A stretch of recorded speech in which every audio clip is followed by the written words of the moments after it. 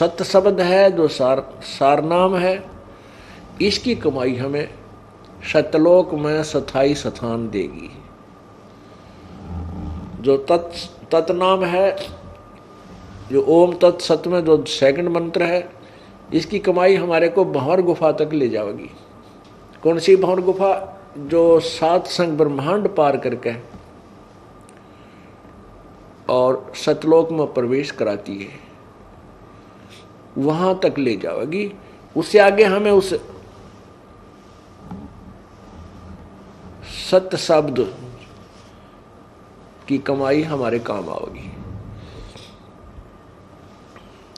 अब पुण्यात्माओं, कई भक्त असमंजस में पड़ जाते हैं कि हम तो बूढ़े हो गए, हो सकता सार नाम ना भी मिले, तुम्हारा क्या होगा, हम तो व्यर्थ होगा जीवन। ऐसी कोई बात नहीं है। जो कमाई आप कर रहे हो या व्यर्थ नहीं जाएगी। कबीर कमाई अपनी कदे ना निष्फल जा, 7 समुद्र आडे पड़ा है मिलाएगा हुआ। अब जैसे सतनाम का जाप तुमने जितना भी किया है ये आपके साथ रहेगा, ये बिल्कुल खत्म नहीं होगा और ये आपको पुनर्जन्म दिलाएगा। पुनर्जन्म तो आपको प्रथम मंत्र ही दिला देगा, जो आपको पहला मंत्र दिया जाता है 7 मंत्रों का, 7 नामों का।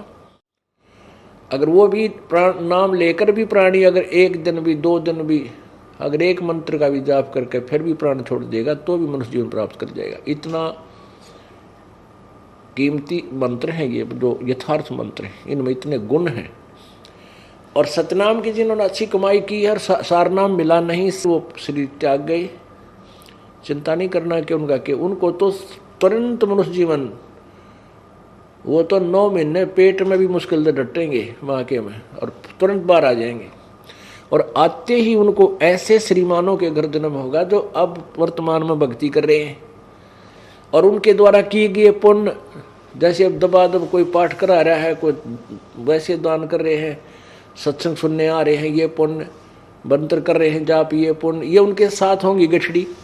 और वो पुण्यात्मा उनके घर जन्म लेंगे, उन पुण्यात्माओं के घर जन्म लेंगे जो हमारे शिष्य, और उन हमारी पुण्यात्माओं के भाग्य में कोई निकम्मी संतान हो, ऐसा लड़का हो जवान होंगे, कोई ऐसा गलती कर दे जेल में पड़ा रहा, राम पीछे पीछे वो आगे, या कोई सी निकम्मी बेटी हो गलती कर दे, तो उन ऐसे संस्कार युक्त जो आपके भाग्य में, जो आपके शत्रु रूप में संतान उत्पन्न होनी होगी, उनको परमात्मा गर्भ में ही नष्ट कर देगा और उसके स्थान पर आपको उन पुण्यात्माओं को भेजेगा जिनके पुण्यों का ढेर होगा। जन्म लेते ही परमात्मा के वो प्यारी आत्माएं आपके साथ सत्संग में आएंगी, 3 साल का होते नाम लेंगे और नाम लेके फिर अपनी भक्ति करेंगे और उनके साथ वो पुण्य आगे से आगे जब वो जवान होंगे उनके ऐसे काम होंगे, कार और कोठियाँ बन जाएंगी, अपने आप उनको नौकरियाँ और बिजनेस उनके तैयार खड़े पाओगे, आपको वह चिंता भी ना रहेगी। तो उनको ये फिर वो सतनाम पुनः मिलेगा और सारनाम फिर मिलेगा और वो पार हो जाएंगे। अरे अगर इससे बूढ़े झंझट में तो 1-2 जन्म में पांडा छूट जाए, 2-4 जन्म में तो शुक्र मनाओ। इतना विश्वास रखना पड़ेगा आपको। कहते हैं एक बार एक साधक साधना कर रहा था पीपल के पेड़ के नीचे, और कुछ बहनें और भाई जो है भक्त जा रहे थे, कह रहे थे एक बहुत पहुंचे हुए संत हैं और भूत भविष्य की बता देते हैं, उनके पास जाते हैं सत्संग सुनने के लिए। तो उस साधक ने कहा कि भाइयों एक कृपा करियो, बहन भाइयों मेरी, उस महाराज जी से मेरे बारे में ये पूछ के आना कि मेरी मुक्ति कितने जन्म कितने जन्म में पाछा हो जाएगी, कितने जन्म लगेंगे मेरी मुक्ति को। तो उन्होंने जाकर बताया तो महात्मा जी ने कहा कि उस साधक को मोक्ष प्राप्ति के लिए इतने जन्म लेने पड़ेंगे जितने पीपल का पाते, जिस वृक्ष के नीचे वो साधना करा उसी के पत्ते जितने हैं, इतने जन्म लेने पड़ेंगे उसको, जब उसका मोक्ष होगा। अब उन बहनों और भाइयों ने रास्ता त्याग दिया, हम वहाँ से जाएंगे उस रास्ते से जहाँ पर वो साधक साधना कर रहा है, और उसको हम ये बताएंगे कि तू तेरा मोक्ष इस पीपल के पत्तों जितने जन्म ले लेगा जब होगा, कहीं उसका हार्ट अटैक ना हो जाए।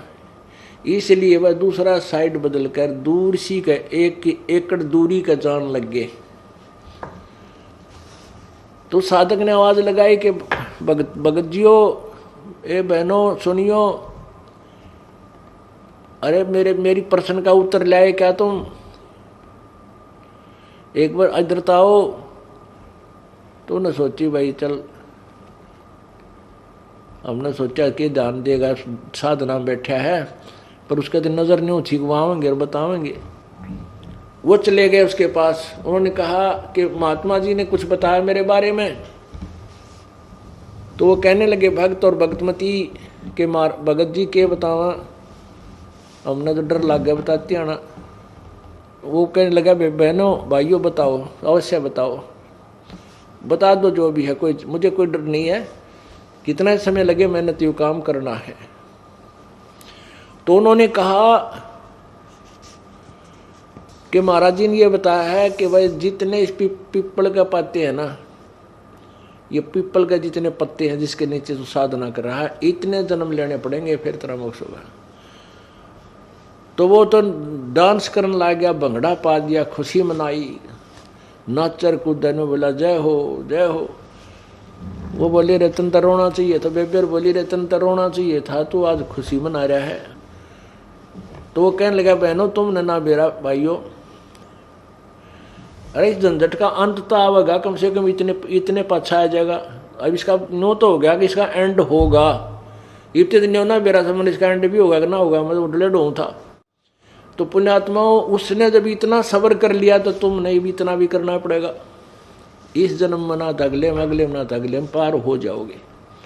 अगर सच्ची लगन से अंतिम श्वास तक केवल एक ही साधना और इसी परमेश्वर में और इस दास में श्रद्धा रही, यदि बाद में तुम कई ऐसे अनाड़ी और कर्महीन इंसान होते हैं, घर में थोड़ा सा सुख हो जाता है, गुरु जी को त्याग देते हैं, कहते भक्ति यही कर लेंगे, हम क्या फर्क पड़ा है। नहीं, परमात्मा कहते हैं कि मम संत मुझे जान मेरा ही स्वरूपम, मेरे संत को मेरा ही स्वरूप जानो।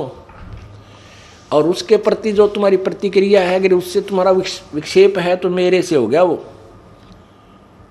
अगर तुमने गुरु जी से किसी भी पॉइंट से विक्षेप कर लिया, किसी भी पॉइंट से आप उससे नाराज होकर दूर चले गए, तो मेरे से नाराज हो गए तुम, फिर यहाँ आ लिए तुम, यहाँ क्यों बाट देखो। तो ऐसे हमने अपनी श्रद्धा बनानी है अंतिम श्वास तक उस परमात्मा के पाने की। तो क्या होगा कि जैसे हमने परमात्मा पाना है, और परमात्मा समझो जैसे हमने एक हैंडपंप लगाना है, हैंडपंप, और हैंडपंप का उद्देश्य क्या लगाने का, जल प्राप्त करना है। जल समझो गॉड है, भगवान है, और जो हम हैंडपंप लगाने के लिए प्रतिक्रिया शुरू करेंगे वो हमारा साधना है। श्वास, उस श्वास में जो सतनाम का जाप होता है, एक श्वास अंदर जावे, उस श्वास जो बाहर आवे, श्वास उस श्वास के सेवन समझो बोकी। नलका लाते समय जो प्रयत्न होता है, बोकी मारा करें नीचे जमीन में, और उसकी मिट्टी काट के बाहर डाल दे, फिर मंड जाए तो उसको, और साथ के साथ एक पाइप लोअर करते हैं, लोअरिंग करते रहते हैं, पाइप को नीचे साथ ले जाते हैं। तो ये प्रयत्न तो समझो सतनाम के मंत्र आप बोकी मारन लाग रहे हो, सतनाम का जाप जो दूसरे मंत्र का है, और ये बोकी आपने लगाते रहना है जब तक जल प्राप्त ना हो ले। जल के आखिरी, जल में इस पाइप का आखिरी छोर ना पहुंच जाए। ये मान लीजिए हैंडपंप लगाना प्रारंभ कर दिया और चल रहे हो, मालिक पूछता है कि भाई हैंडपंप लाने वालों कि मैं बड़ी बात लागी बात लवाए, तो मिस्त्री कहता कि नहीं अभी ठीक ठिकाना नहीं आया है, और वो मालिक कहता है अरे बांध दो मशीन, लगा दो मशीन ऊपर वाली, क्यों देर कर रहे हो, तो वो नहीं लगाएगा। मिस्त्री हैंडपंप लगाने वाला जो मैकेनिक है, वो परिचित है कि जब तक जल तक एंड नहीं पहुंच लेगा पाइप का, और तब तक इसे ऊपर वाले जो सिस्टम का पंप का लगाने का कोई यूज नहीं। जो हाथ से चलाते हैं ना, ऊपर एक न्यारी होती है, उसको मशीन बोलते हैं, यंत्र। चाहे वो जो लगवाने वाला मालिक है वो कहता रहे कि भाई तुमने देर कर दी, लगा दो ने मशीन ऊपर वाली, तो वो नहीं लगाएगा। वो तभी लगाएगा जब उसको पक्का हो जाएगा कि अब जल प्राप्त होगा। अब मान लीजिए वो हैंडपंप की प्रोसीजर में बोकी लगाने में रात होगी, तो वो छोड़ देंगे वहीं पर, उसको सवेरे फिर वहीं से प्रारंभ कर देंगे। तो जितना प्रयत्न किया वो व्यर्थ नहीं गया उनका। अब समझ लीजिए आपने सतनाम, आपको सतनाम प्राप्त हो गया और सार नाम मिला नहीं, आपकी मृत्यु होगी, तो वो तो एक रात होगी, क्योंकि आप जिस उद्देश्य पर लगे हुए थे वो सवेरे याद रहेगा। अंतिम श्वास तक जिसका हम स्मरण जाप करते रहेंगे, पुनर्जन्म होगा, और वो अवश्य वो प्रोसीजर, वो क्रिया वहीं से प्रारंभ, वहीं से फिर भक्ति योग प्रारंभ हो जाएगा आपका, और फिर आपको सार नाम मिलेगा। तो अगले दिन जब उसने, यानी नेक्स्ट जीवन में भी आपका वो पानी तक पहुंच गई वो पाइप, तो ऊपर मशीन लगाई जाती है,